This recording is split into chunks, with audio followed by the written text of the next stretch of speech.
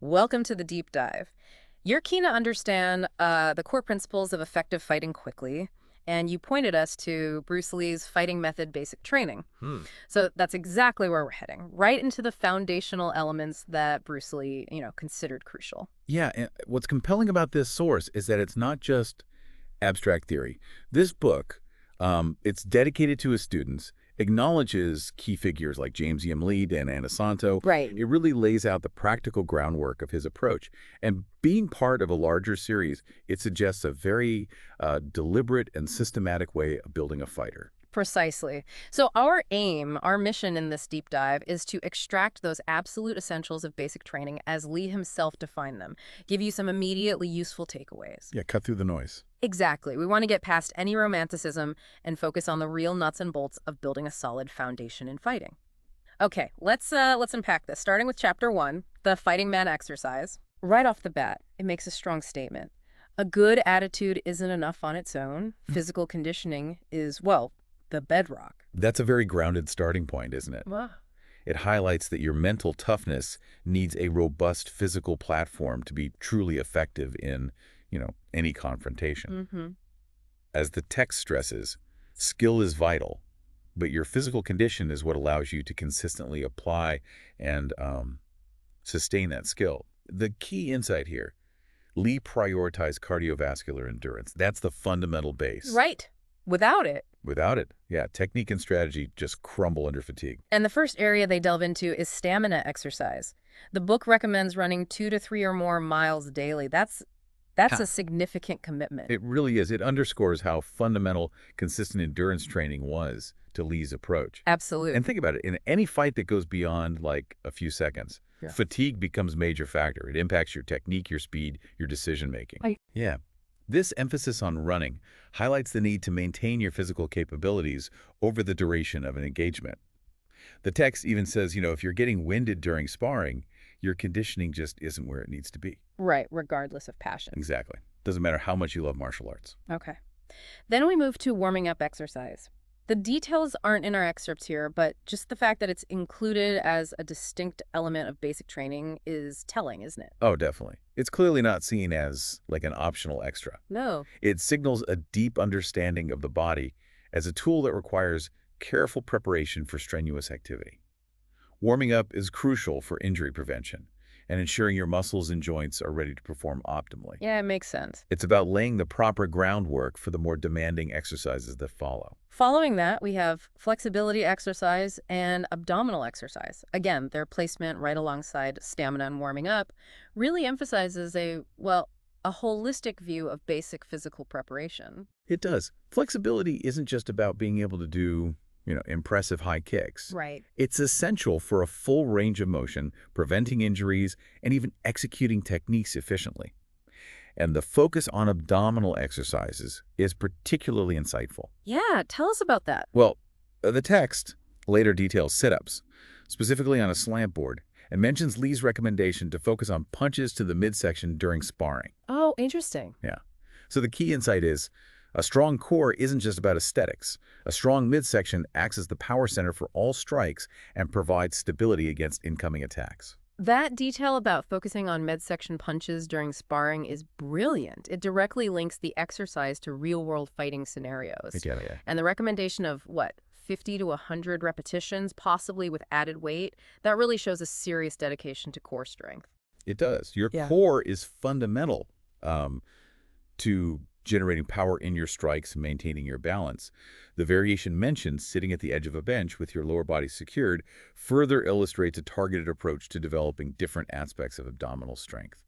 So yeah, Chapter I really drives home the point that becoming a capable fighter starts with all-around physical conditioning. Okay, it makes total sense. Let's move on to Chapter 2, the on-guard position. Yeah. This is where we start looking at the actual fighting stance. Right. The text describes a perfect stance in quite a vivid way, saying it shouldn't be too narrow or too wide. Yeah, and what's interesting is the reasoning behind that. A stance that's too narrow might offer speed, but, compromises your stability. Uh-huh. Whereas a stance that's too wide provides power but makes you slower and less agile. The ideal, as Lee describes it, strikes a balance. It offers both balance and the ability to move freely. Key insight then. Key insight. The ideal fighting stance is a dynamic equilibrium, balancing speed and power without sacrificing mobility. Rigidity equals vulnerability. It's described as the on-guard position, which does not confine. And that's a crucial idea, isn't it? It suggests a state of readiness to move and react, Exactly. rather than being locked into a fixed posture. Yeah, exactly. This emphasis on balance and a non-restrictive stance points to a fluid and adaptable approach. While specific stances aren't detailed in this excerpt, the core principle of being grounded, yet mobile in any direction, is clearly paramount. So, ready for anything. Pretty much. It's about being ready to transition between offense and defense seamlessly, preventing you from being rooted and becoming, an easy target. That makes perfect sense. From a stable yet mobile base, we can then talk about movement itself, which brings us to Chapter 3, footwork. Footwork. The very first sentence here is incredibly direct. The art of mobility is the essence of fighting. That statement really encapsulates its fundamental importance, doesn't it? The text goes on to explain that slow feet will make you late. Yeah. Late in hitting your opponent and late in avoiding their strikes. It really highlights how interconnected all these basic elements are. Agility and evasion are key here. A skilled fighter, the text says, can move light as a feather to evade attacks. And with the grace of a stallion galloping. That paints a very clear picture of the desired level of movement. It does. It's like the key insight is superior mobility is paramount. It enables both elusive defense and rapid controlled offense. Think float like a butterfly, sting like a bee, but apply to the feet. Huh. Good analogy. Yeah, it's not just about aimlessly shuffling your feet. It's about a fluid and dynamic movement that allows you to control the distance between you and your opponent and to create openings for your own attacks. The comparison to a feather and a galloping stallion beautifully illustrates both the lightness and the power that can be generated through effective footwork. And the text gets quite practical here, stating that in a forward rush, you can cover approximately 8 feet in 1.5 seconds. That gives us a tangible sense of the speed and distance we're talking about. Yeah, it's specific. Practice, we're told, should involve keeping your hands out for balance and really focusing on the movement of your feet. And the emphasis on not penetrating too deeply during a forward rush is also significant. Why is that? Well, it's about maintaining control and avoiding overextending yourself, becoming vulnerable. The practice of fluid forward and backward movement reinforces this concept of dynamic engagement while staying balanced. Okay, got it. And the backward thrust is specifically mentioned as a way to enable a quicker retreat. Right. Pushing off your front foot, straightening your knee, shifting your weight. It's a very specific technique for rapidly creating distance. Seems complex. It takes practice. The recommendation to practice rapid shuffling of your feet while jogging further underscores the importance of agility. And what's this about training with a partner? Yeah. What's particularly interesting is the emphasis on learning to control your movement, even when training with a partner at their limit, ensuring you don't injure them while closing distance in a controlled manner. It speaks to a high level of precision and awareness, even during intense training. That's respect, too. Definitely. And the sheer volume of recommended drills 300 to 300 times per day really emphasizes the dedication required to make this kind of footwork truly natural and effective. Wow.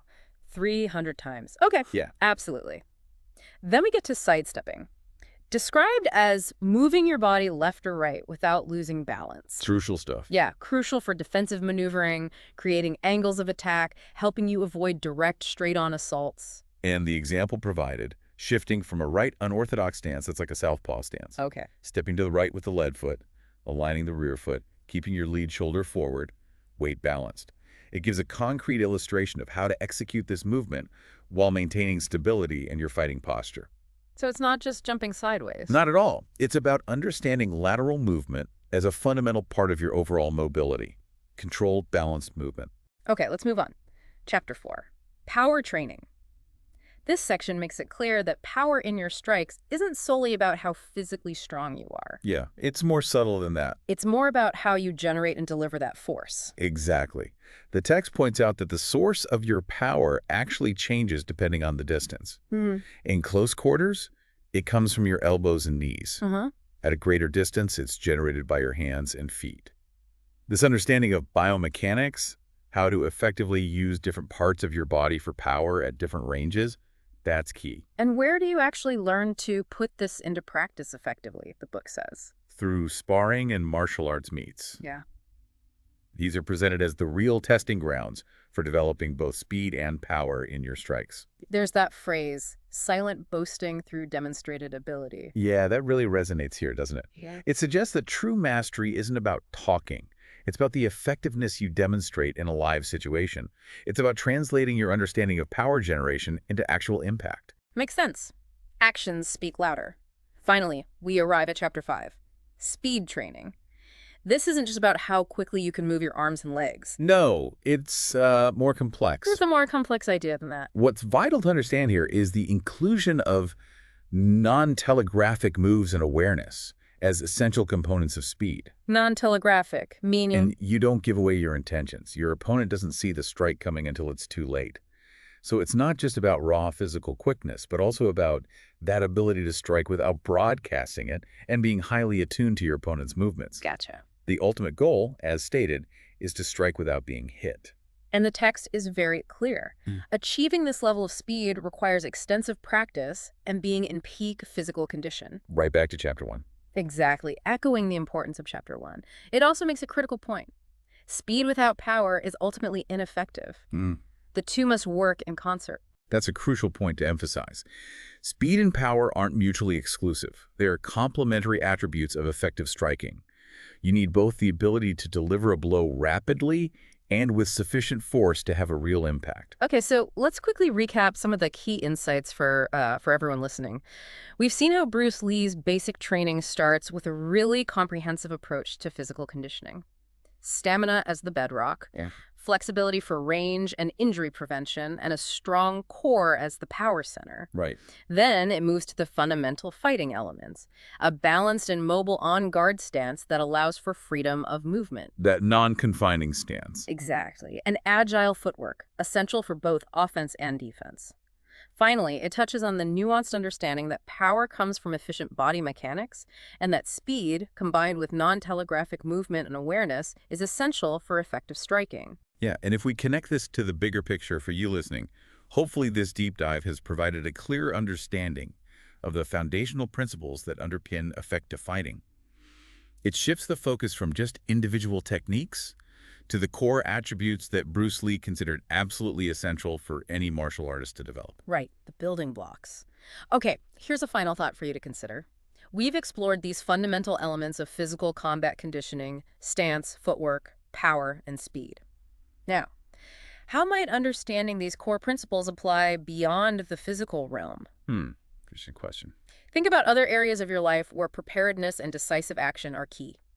Could the stamina required for a long-term project or the agility needed for mental maneuvering and negotiations, could they be understood through a similar lens? Yeah, like the footwork of navigating a difficult conversation. Exactly. Just something to contemplate as you continue your own journey of learning and growth.